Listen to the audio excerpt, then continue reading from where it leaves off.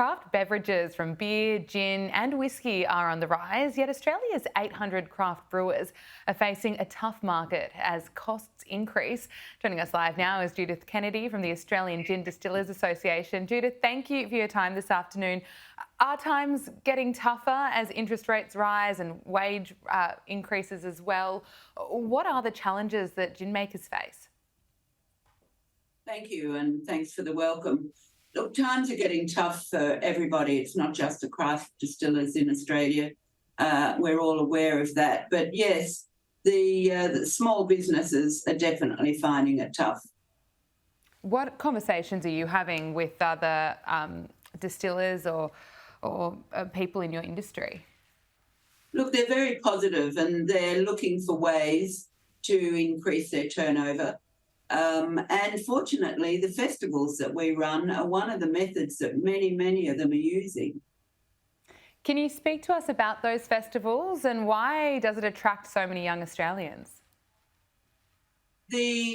Our company started producing gin festivals in Australia 5 years ago, simply in Sydney and in Canberra. But now we run festivals in all cities because of the demand. What we're finding is the craft distillers have always found it a difficult small business to set up and to run, more difficult now. But if they can find an opportunity to increase their cash flow over 2 days, then of course they'll grab it.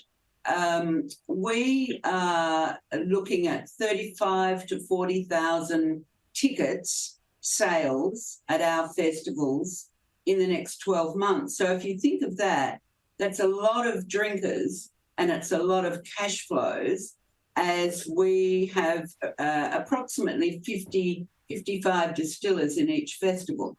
And they can sell anywhere between 15 and 20 dozen of their product. So it's quite significant for them.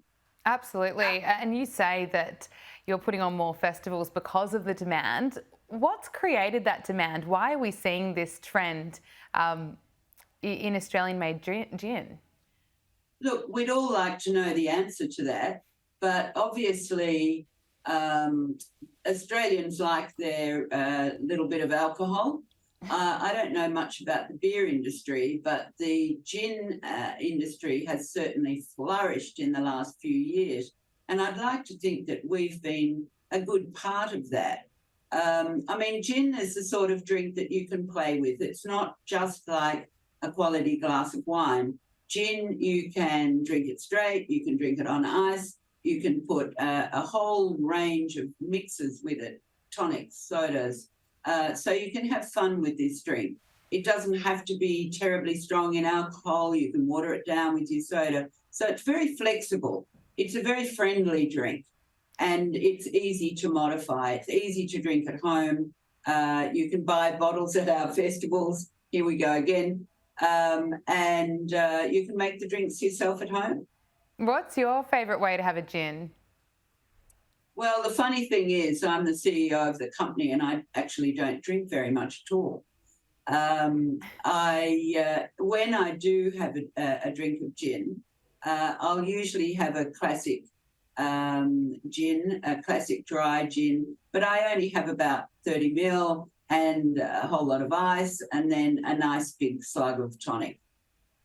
So you mentioned the festivals. Is that the number one, I suppose, a place people could go if they want to go and try locally made gin, or where else could they go if they wanted to support local other than the big brands?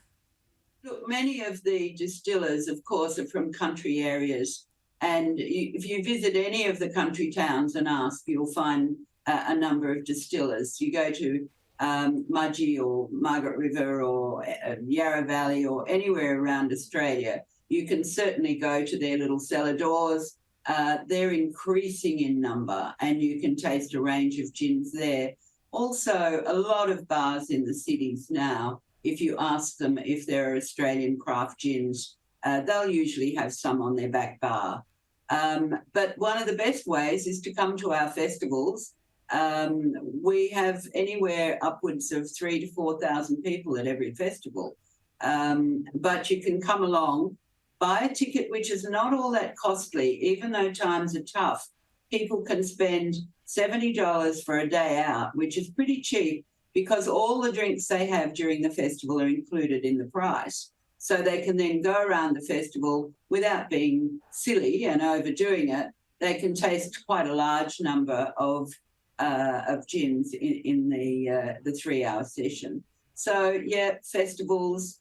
A lot of the retailers are starting to introduce craft, but then you can't taste it there. You have to look at the bottle, buy a bottle, take it home. So I suggest that you seek out the cellar doors in the country towns, if you're lucky enough to be travelling or if you live in the country towns. Otherwise, have a look for our gin events festivals. Judith Kennedy from the Australian Gin Distillers Association, thank you so much for your time.